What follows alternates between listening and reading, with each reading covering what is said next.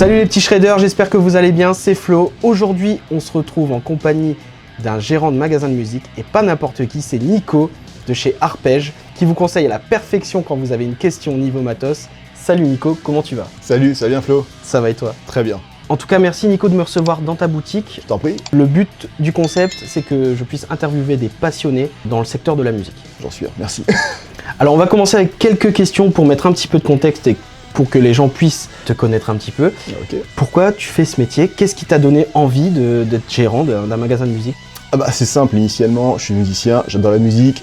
Donc le matos, quand t'as la chance de pouvoir découvrir des magasins de musique, quand ça se passe bien, généralement, t'es ébloui par le matériel, toutes tes inspirations, tes artistes préférés, tu vois leurs instruments, t'as envie d'y passer des heures. Et c'est ce qui m'est arrivé. Je passais mon temps dans les magasins à essayer du matériel, à essayer, à regarder. Et quand j'ai eu l'opportunité de faire des stages, de commencer à travailler là-dedans, j'ai jamais voulu quitter. Ça m'a vraiment passionné et encore maintenant, le matos, le monde des musiciens, les côtoyer au quotidien, ça m'attire toujours. C'est trop bien. Bah ouais, je pense forcément quand t'es jeune, tu vas dans les magasins de musique, tu vois des grattes de fou, t'essayes des guitares, t'essayes des pédales, des amplis, c'est toujours un petit kiff. Tout ce que tu rêves d'avoir, que tu peux pas faire à la maison, tu te sens tellement meilleur quand tu essaies un instrument, t'as le son que t'as envie d'avoir, que tu rêves d'avoir, que tu peux pas avoir à la maison forcément. Ça t'inspire, ça te donne envie de continuer, voilà, c'est tout. T'entends des gens qui sont meilleurs que toi, donc ça te motive à te dépasser. Et c'est ça, c'est l'avantage, c'est de toucher l'instrument et c'est de te dire j'ai envie d'aller plus loin, c'est ça, j'adore. Okay. Donc vous avez compris, il faut venir dans les magasins de musique, essayer des grattes, essayer des amplis, des pédales et en plus être conseillé par des mecs comme Nico. On va rentrer un peu plus dans le perso. Est-ce que tu pourrais me citer tes 3 groupes préférés? Même le plus vénère, on est entre nous, il n'y a pas de problème. Il n'y a aucun problème. Non, franchement, c'est qu'en fait j'ai des goûts super éclectiques parce que ça fait longtemps que je fais de la musique. J'ai commencé, j'avais 4 ans. J'ai commencé par du classique, j'ai fait 10 ans de conservatoire, j'ai fait du violoncelle, j'avais un assez bon niveau. J'ai arrêté parce que j'ai détesté l'univers.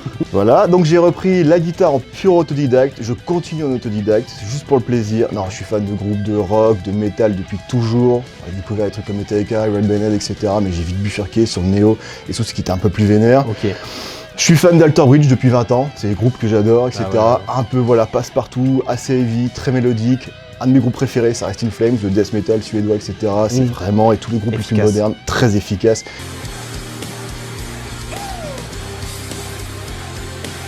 Et tout ce qui se fait maintenant, deathcore, metalcore, j'adore quasiment toute la scène actuelle, que ce soit française, européenne et US. Et j'ai toujours un côté jazz ou blues que j'adore, Stevie Ray Vaughan, un de mes préférés, rien à voir, John Mayer, que je suis allé voir à l'autre bout du monde, je suis déjà allé voir 2 fois aux US, rien que pour lui. Donc effectivement, c'est grand écart, mais j'adore la guitare sous toutes ses formes, et aussi douce que brutale. Donc on va rentrer dans une partie qui, je pense, va intéresser pas mal les gens qui vont regarder la vidéo. Qu'est-ce que tu conseillerais à un débutant qui rentre chez Arpège pour une guitare ou quelque chose comme ça? Alors déjà, en fait, c'est pas forcément se fier à ce qu'on a pu voir ailleurs, ce qu'on a entendu des autres, parce que c'est très personnel. Et le gros problème, c'est que souvent, les gens achètent des choses qui leur conviennent pas, en fait, qui sont conseillées par d'autres, pour des bonnes raisons, mais qui sont pas les siennes. Toujours, je dis, franchement, ce qui compte, priorité, c'est l'ergonomie. Un instrument, ça va pas à tout le monde. Des fois, ça passe crème, c'est tant mieux, mais souvent, les gens se retrouvent à avoir des galères sur l'instrument, pas réglé, pas adapté à leur morphologie, et qui, niveau son, correspond pas du tout à ce qu'ils s'imaginent. Ouais, ça me rappelle, j'ai commencé la guitare, je me suis rendu dans un magasin de guitare, et donc on m'a dit, tiens, pars sur cette guitare, c'était une Lag Arcane, parce que j'avais jamais joué de guitare, il y avait un Floyd dessus, etc. Le problème, quand tu commences, t'as 0 année de guitare, on te donne un Floyd pour changer les cordes la première fois, j'étais en mode qu'est-ce qui se passe quoi. Et comme beaucoup, il y a énormément de gens qui arrêtent la musique, la guitare, mais la musique en général, parce qu'on leur fout un truc dans les mains qui leur convient pas du tout, qui leur crée des problèmes, qui n'arrivent pas à gérer, qui sont en galère pour régler, qui essaient de faire ce qu'ils peuvent pour que ça fonctionne, qui dépensent de l'argent, qui n'ont pas forcément pour ça. Donc prendre le temps d'écouter l'instrument. Et souvent, je laisse les gens un peu solo, je les guide, et j'essaie justement de leur faire essayer, leur faire une démo, essayer de leur faire comprendre, connaître leurs goûts musicaux. Faut se tenir au courant de quasiment tout, et puis surtout être assez éclectique dans les sons, savoir ce que les gens peuvent attendre, les écouter, vraiment, et essayer de les amener là pour vraiment qu'ils puissent entendre dès le début ce qu'ils ont envie de jouer. Un débutant regarde cette vidéo, il veut s'acheter sa première guitare. Qu'est-ce qu'il pourrait avoir en tête pour acheter une première guitare justement? Il vient dans le magasin, il veut te poser des questions. Tu sais, s'il doit acheter une Gibson, une Fender, j'en sais rien, une Squier, quelle chose il doit faire attention dans un premier temps pour un débutant? Déjà en fait c'est le budget. Souvent en fait on est un peu coincé par le budget, et ce qui est normal. Souvent avant on disait absolument prendre une guitare classique, une nylon, c'est la base pour essayer. Donc, non, en fait il faut prendre déjà l'instrument qui correspond à ton idée de la musique que tu veux faire. Ça c'est la priorité absolue. Par contre, toutefois, si tu me dis que tu arrives avec un budget qui est pas nécessaire à avoir ce que tu veux, des fois partir sur un instrument plus simple, genre une acoustique pour débuter, même pas trop cher. ça peut être pas mal pour commencer à se lancer et avoir des résultats immédiats. Des fois, en fait, c'est beaucoup plus satisfaisant que d'avoir un ampli tellement nul en électrique que ça te dégoûte de la guitare. C'est clair. Le problème, le son que t'as avec, il va être hyper important. Vraiment.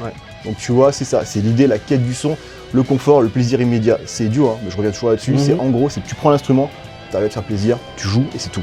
Et est-ce que tu aurais une erreur qui est fréquente chez les clients qui viennent dans ton magasin, qui peuvent des fois se tromper? C'est la même depuis assez longtemps, surtout pour la guitare électrique, la basse également. Hein. On a toujours tendance à valoriser, voir un fantasme sur la guitare, sur la couleur, sur le format, sur la marque, sur l'artiste qui joue avec. Ouais, c'est clair. Ce qui est vrai, hein. Nous-mêmes, toi, je vois sur ce que tu as comme matériel, pareil sur moi, on a toujours été influencés par nos musiciens favoris.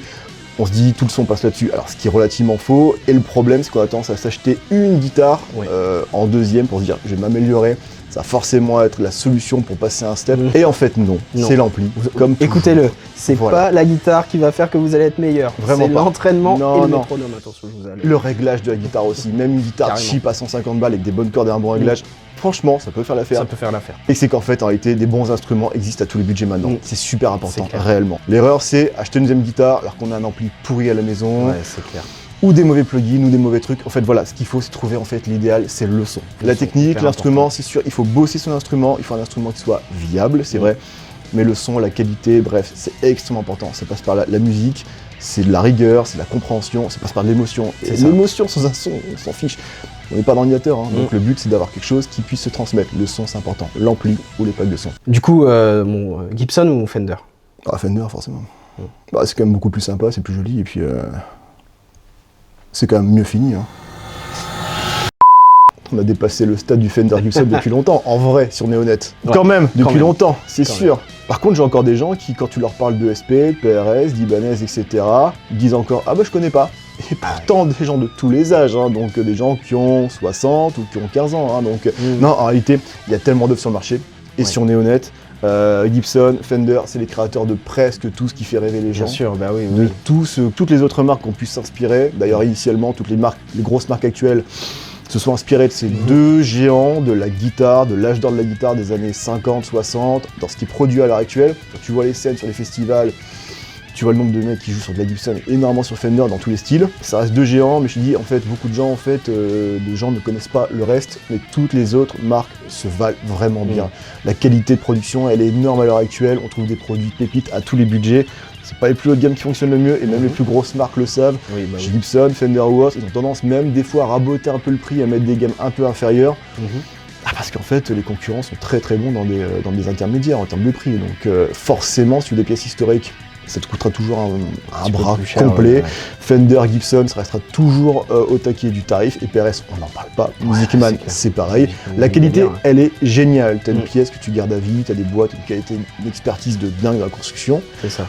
Mais tu payes quand même un peu la marque, quoi, au final. Tu payes vraiment un nom, tu payes une qualité de bois, de tout ce que tu veux, mais tout le monde ne peut pas jouer là-dessus, effectivement, et on peut quand même, heureusement, se faire plaisir et avoir un niveau de dingue, avec des produits quand même assez cool aussi en dehors. C'est ça qu'ils ont peut-être fait pas des sous-marques, mais des marques plus accessibles. Bien sûr. Epiphone, Squier, Sterling, etc.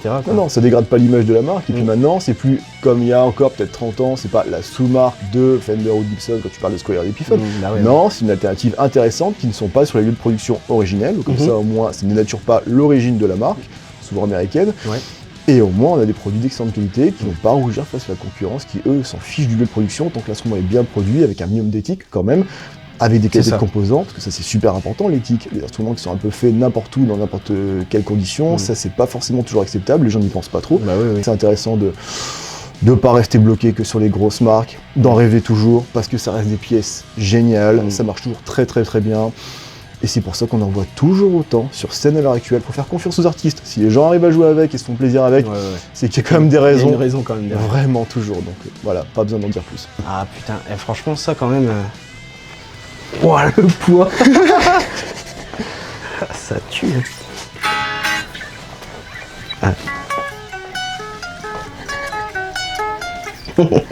Putain, le manche, j'ai appris sur des cartons ça. Elle est franchement, quand même, elle est belle. Hein. Ah ouais, ça c'est clair. Elle est belle. Hein. En fait, c'est les pré-custom shop, en fait, c'est avant qu'ils sortent un atelier custom shop, c'est les plus grosses prods de l'époque. Ah ouais. Non. Est-ce que tu peux me dire un petit peu à quoi ressemble ton quotidien au final chez Arpège? Comment ça se passe? Ben là c'est assez simple, c'est toujours en fait, on accueille du client tous les jours, on conseille, on fait des petits travaux, de l'entretien, des réparations, des changements de cordes, du suivi, du conseil en permanence, on passe beaucoup de temps à discuter avec les gens. L'avantage en fait c'est un lieu d'échange, on discute avec les gens, ils se posent avec un instrument. On discute de tout, de rien, on discute de musique, etc. Des gens sont passionnés, quand ils sont passionnés, ils reviennent souvent. On parle de tout, de rien, on parle pas que de musique, les gens parlent de leur vie et autres. Donc c'est vraiment un lieu d'échange. Mais vraiment, c'est surtout ça, on crée un lien. Les gens viennent par habitude, les gens viennent pour décompresser, les gens viennent pour essayer du matériel, pour acheter ou ne pas acheter. Ils viennent pour du consommable, ils rentrent, ils sortent des fois, ça s'arrête juste à ça. On tisse des liens avec les gens. Et voilà, c'est ça en fait qui est important. C'est qu'en fait, on n'a juste pas qu'un rôle de vente d'instruments. Ça peut être un refuge pour certaines personnes. Ouais, si. D'autres, leur temple. Voilà, ils se sentent bien. T'es là, t'es sympa, il y a des instruments. Il faut que ça reste ça. Exactement. Ils rentrent, ils sortent, ils sont pas obligés de parler. Ils peuvent essayer du matériel, c'est gratuit. Ils ont le droit en fait. C'est encore un lieu sur lequel on peut encore discuter de passion. D'un point de vue purement technique, si les gens sont juste là pour résoudre un souci, et on essaie de le résoudre si on peut, ou de les orienter, si on peut, vers quelqu'un d'autre, en fait, qui sera plus compétent et qui sera plus adapté à même de faire ce pourquoi ils sont venus. Non, en fait, c'est vraiment ça, c'est en fait d'aiguiller les gens pour résoudre un problème, ou trouver une solution, ou justement les amener à réaliser ce qu'ils ont envie de faire avec la musique et avec l'instrument. Est-ce que tu auras un souvenir ou une rencontre qui t'a marqué au final dans le magasin? Dans le magasin, généralement, ouais, j'ai des bonnes surprises. En fait, je dirais c'est plutôt général, c'est que j'ai de la chance d'aller sur des salons à l'étranger, aller aux États-Unis, voyager, rencontrer des artistes. Pareil, backstage, des artistes que j'adore, que j'ai pu voir en meet and greet ou autre. Et ça, c'est génial quand tu partages sur un plateau, que tu vois des musiciens qui doivent depuis des années, ou même très peu de temps, mais dont la musique te fait rêver. Les voir en vrai, ça c'est génial. Ça, c'est les choses que tu peux faire quand tu te déplaces, que tu vas à l'étranger. Je dis quand tu vas voir les musiciens eux-mêmes. Mais en fait, en magasin, ce qui est encore plus enrichissant, c'est quand tu vois des musiciens que tu connais depuis des années, depuis 2-3 ans, 10 ans même, et quand tu vois en fait que les gens évoluent. Et quand tu vois que les gens font de la musique, sortent de chez eux, font de la musique pour les autres, font des petits cafés-concerts, ou certains même qui arrivent en fait à en faire leur vie, qui deviennent soit profs de musique, ou soit qui font des scènes importantes, et quand tu les vois régulièrement, que tu vois qu'ils kiffent leur vie, ils sont heureux, tu te dis que tu fais au moins ça pour quelque chose, que ton amour de la musique en fait n'est pas totalement vain, que c'est pas uniquement vendre des instruments, pour vendre des instruments. C'est pas du business. C'est pas du tout de business finalement, parce que tu vois que réellement ça sert à quelque chose, et il y a quand même un point de vue culturel qui est quand même encore assez ancré avec la musique. Nico, merci beaucoup. Merci Flo. Franchement, c'était hyper agréable d'échanger avec toi sur ce sujet, d'être dans ta magnifique boutique de guitare. Pour ceux qui sont arrivés jusqu'ici, merci d'avoir regardé jusqu'au bout. N'hésitez pas à vous abonner, à liker, à partager la vidéo, ça soutient énormément la chaîne. Si vous avez besoin de conseils, vous venez chez Arpège à Arras. Nico se fera, je pense, un plaisir de vous accueillir. Toujours, Et on se dit à la prochaine. Ciao.